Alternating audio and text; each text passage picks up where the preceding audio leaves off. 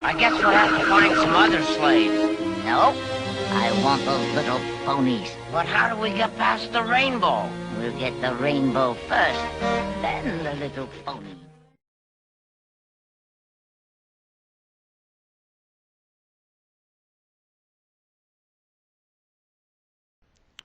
I want to apologize in advance for the video problem. I'm not sure, but I think this is a third-hand copy of a 20-year-old VHS, but unfortunately that's about as good as it gets with this special. Anyway, 1985, the Ponies would return to television with another special with an actual title, Escape from Catrina. I have to wonder if between the release of the first special and production of this one, if someone at Hasbro said, "We're not making Dungeons and Dragons with ponies." That's because the two people most responsible for the D&D atmosphere of the first special, character model designer Takashi and composer-conductor Johnny Douglas, were not hired on for this special, which explains the most obvious differences between this one and the first one. The ponies have taken on a more cartoonish design which more closely resembles the toys, and they would have this design right on through My Little Pony Tales in the early 90s. They also brought in Rob Walsh to compose the background music and Don McGuinness to conduct it, and they would be part of the franchise from this special through the end of the 1986-87 cartoon series. Unlike Douglas's sweeping bombastic score for the first special, Walsh composed a more plucky score, which actually fits the special as it's not as action-oriented as the first. Anyway, this special stars the Ponies released in 1984 and 85 when many trends were first established. The baby ponies being smaller copies of their parents was first showcased here, though ironically the mothers of the baby ponies featured don't appear in this special, and were introduced to the baby sea ponies for the first time. Before we actually begin this review, however, I want to talk about the editing this special went through when went to syndication. Not only was it cut for time, unless the song actually explained a lot about the plot, but this special got the 4Kids treatment. Seriously, it's like they found an editing machine and decided to have fun with it. The palette was lightened and softened so some shades of red look more like dark pink as a more glaring example, and many sound effects were lowered or completely muted. They even changed the yellowish-white light of a lamp to pink for some unknown reason, but didn't correct a few actual coloring errors. They also changed the spelling of Catrina with a C to Catrina with a K at the beginning, and eliminated almost all the sparkling effect from the My Little Pony logo. I mean, really, was all this necessary?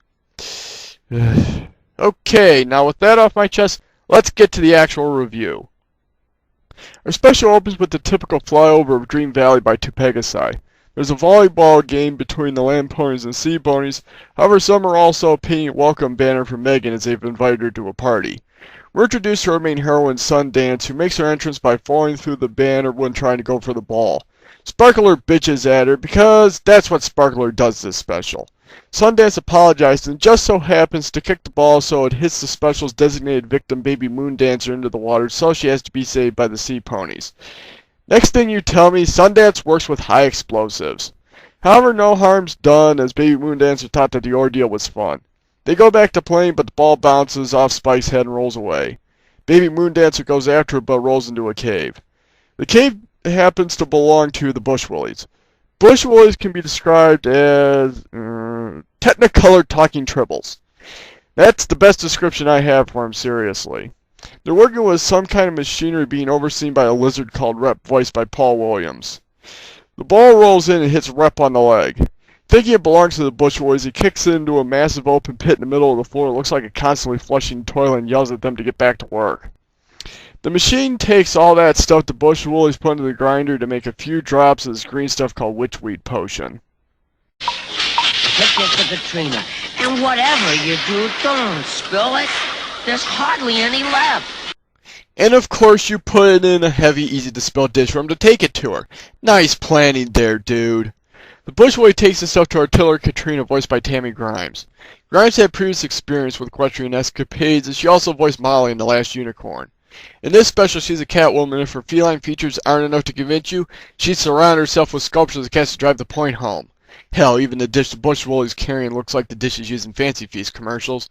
Anyway, witchweed potion is obviously smacking Catrina's an addict taken to the extreme. They don't even try to hide this fact. When the Bushwillie spills the stuff, she throws a little hissy fit, and after being turned into a giant by what's left, that's what witchweed potion does to you, she tells them to get more and blows them out of the room. Rep's not pleased about this, as Catrina will get pissed at him for it.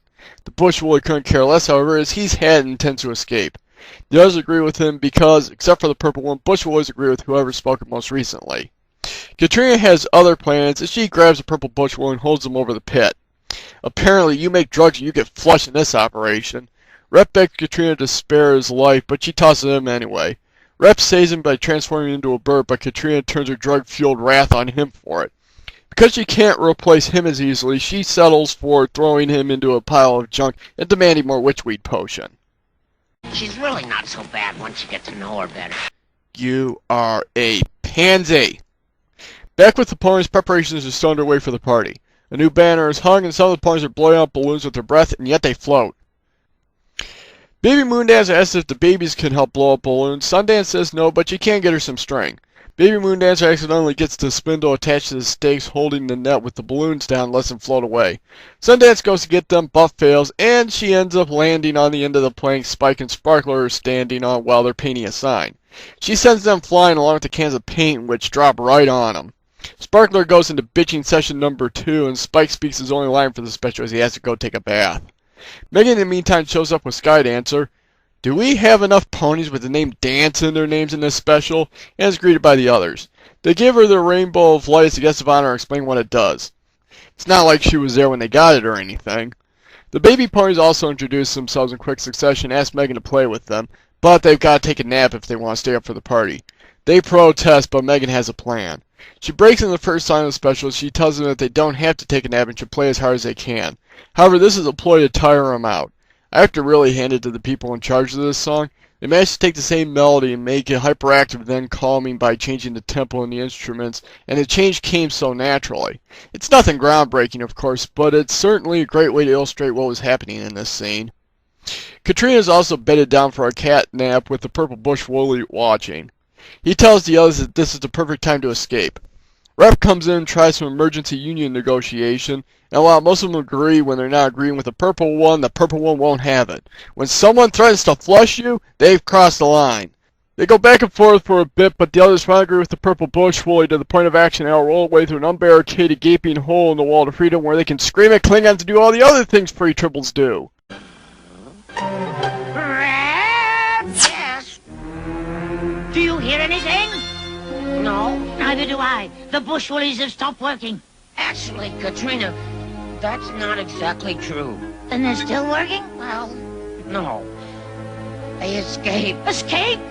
How could they escape? You were guarding them. They outnumbered him 100 to 1. I'm frankly surprised this didn't happen sooner. The two go to the surface, hunt down the escapees, but they're too fast for them. Catrina wonders what they'll do now when she sees some ponies and decides that they'll be her new slaves, even though they're more than 10 times the size of the bush woolies, at least that much stronger and have no opposable thumbs. She wonders how she'll catch them when an off-comment from Rep gives her the idea to bury them in a snowstorm. She dopes up and starts an instant blizzard. It befalls the ponies, and Sparkler gets a chance to say a line that does involve bitching at Sundance. And holy lake effect, Batman! They go from no snow on the ground to a few feet in a matter of seconds. The ponies are trapped, and I have to wonder why Catrina didn't just use this on the bush woolies. However, Powder gets free and goes for help. This next scene is where the time cuts are painfully obvious, as it looks like they took a meat axe to the film here. Catrina takes some more of her witchweed potion and blows a snowball up to trap the ponies. However, in the syndicated version, all this is cut out to the point of Megan showing up, so the snowball appears randomly. Catrina begins to suck them in, but Megan releases the rainbow of light. The rainbow does some weather control of its own and starts breaking up the clouds. This starts melting the snow, but Catrina attacks it with lightning vision! The rainbow not only dodges the lightning, but is barely slowed down in clearing out the clouds, and then takes a swipe at Catrina and Rep on the way back to the locket because it's actually a badass trapped in the rainbow's body. With their plan foiled, it seems like they'll have to look at other species for slave labor. However, Catrina wants the ponies as their slaves and won't settle for anything else. They'll just have to take care of the rainbow first. From this point to the next scene with the ponies was cut completely from the syndicated version, which is a real shame. It explains a lot behind what happens later, as well as Catrina and Rep's relationship. Without it, the special seems much emptier in its story, though Rep calling Catrina Sweetie Puss at one point might have had something to do with it being cut. Rep asks if they can just leave the ponies alone, what it would be like if Catrina didn't have the potion, but Catrina doesn't want to think of that as the potion makes her powerful. However, Rep brings on up and says he liked how things were before the potion came to their lives. They used to be good friends who'd play and enjoy life. They go into a song about their feelings of the good before you turn bad old days, and that was another brilliant job by the music people. Rep's parts are in an old ragtime style and are happy in their melody and arrangement. Catrina's, however, is backed by a growing electric guitar, and she practically yells the lyrics out of anger. It's very effective at illustrating their feelings towards the past. It also establishes Rep's loyalty to Catrina. She has effectively enslaved him like the Bush Bullies, but despite his ability to escape, he stays by her side. He even defends her despite knowing what she's doing is wrong, and yet Catrina doesn't appreciate this. Now look what you've done! I'm out of witchweed potion! You see what I mean? Back at the castle, Sundance just suggesting she helps gets a bitching session out of Sparkler this time, so Sundance runs off to mope about it and Megan goes to see her. Sundance has always been clumsy, but Megan points out that she's also a very good jumper.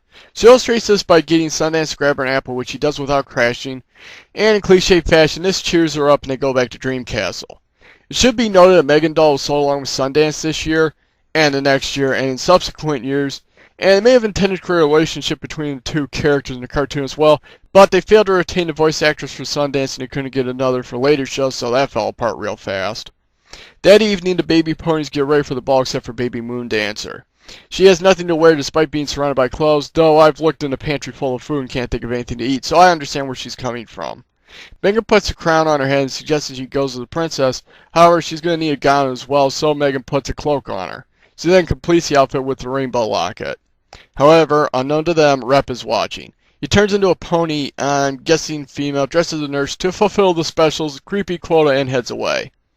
As Baby Moon Dancer heads for the castle, she confronts her and tries to get her to give her the locket, but when that fails, she changes back and tries a more direct approach. However, that gets him a kicked knee and a stomped tail for his trouble. Life sucks when you're Rep. However, Catrina then shows up, and despite Baby Moon Dancer biting on her finger, she grabs her and gets away on Rep before Megan can stop them, so she and the ponies go searching for him. You better not hurt Baby Moon Dancer. Or I'll have to yell at them and call them monsters. They instead come across the Bush Boys practicing their Klingon scream. They explain what's up with Catrina and Rep and show them the hole leading to their old home. They all head down and are treated to one of the most hilariously delivered ultimatums by Catrina. I want you to be my slaves! No! If I spare the rainbow, will you be my slaves? No! However, it's no laughing matter when she threatens to flush Baby Moon Dancer, and that's only because the censors wouldn't let Catrina threaten to behead her. This is too much for even Rep, and when Catrina knocks him to a junk pile this time, he turns into a bull and knocks back. Catrina the Rainbow and Baby Moon Dancer all go over the edge. Megan catches Rainbow Lock, and Sundance saves Baby Moon Dancer with her jumping ability as her vindication. Catrina, in the meantime, is clinging to the wall of the pit by her claws, but she's slipping. Rep sees this as a perfect time for an intervention, as he says that he'll help her if she changes her ways, returns to being good, and starts by destroying the witchweed machine. Catrina refuses at first, but another slip convinces her that going cold turkey sucks just slightly less than death. However, she'll need more potions, so Rep gives her one last drop. She thinks things over, but then zaps the witchweed machine good to end her addiction. The costume party commences to another beautiful song by the Sea Ponies. This also happened to be a marketing ploy to sell outfits that came out for the ponies this year, and this was an example of advertising in a show done right, as it didn't come off as obvious advertising, but just the ponies having fun. Catrina's also gone back to being a good kitty now that she's offered drugs and ready to make her big re-emergence, as soon as Rep gets his foot off her dress, of course. Megan goes home after the party and the end. I have a hard time putting my final thoughts about this special into words. I want to call it more goofy than the first special, but that would suggest that it's bad and not serious, which isn't true. However, I can say that this special was definitely not a fantasy adventure like the first one. Still, it was certainly entertaining. The characters were fun and well thought out. It managed to keep a serious tone when it was supposed to, but it had some jokes and sight gags in there as well. Although I prefer the character design and music of the first special, it was still good here as well. Overall, this was another good outing for the ponies. This would be the last primetime special for My Little Pony, though. In 1986, they would finally get their own series. However, before then, they would have a disastrous trip to the big screen with My Little Pony the movie. Oh boy, what I could say about that. Shoot!